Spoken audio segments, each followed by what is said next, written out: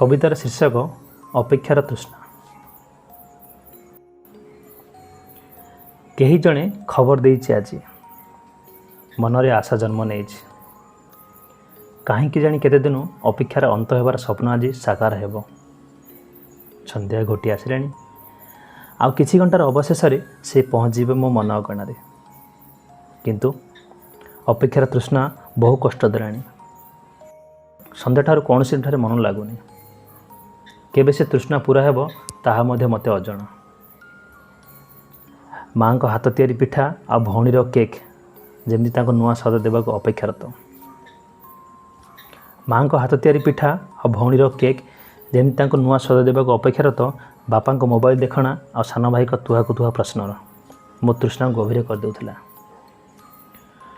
मनरे केते स्वप्न को साइती रखी सोफार तकिया बारंबार चिमुटिबार लागिछि मु। एपटे राति जिते बढ़ुची तृष्णा सेते अधिक हो जाउछि। किछि क्षण पर बापा को फोन बाजी उठिला।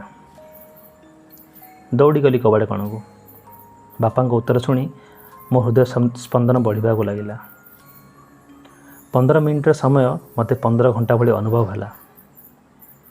शेषरे से आसी पहुँचिले। मनर तृष्णा मेंटिबार आभास होउथिला। खुशी रे केते जे लुह बहिगला। तांकु देखी पदस्पर्श पाई नतमस्तक हेली। से उठाई मते तांको हसभरा चेहरा रे मो सब तृष्णा को मेंटाई देले। मो अपेक्षार तृष्णा को साकार करी मते आलिंगन रे सब खुशी को पुनर्जागृत कर देले। मो अपेक्षार तृष्णा को साकार करी मते आलिंगन रे सब खुशी को पुनर्जागृत कर देले। सतरे सतरे ये अपेक्षार तृष्णा केते स्वादयुक्त आज प्रथम थर मो जीवन रंग बोली दे गला।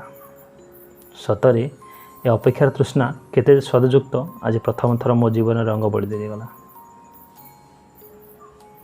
धन्यवाद।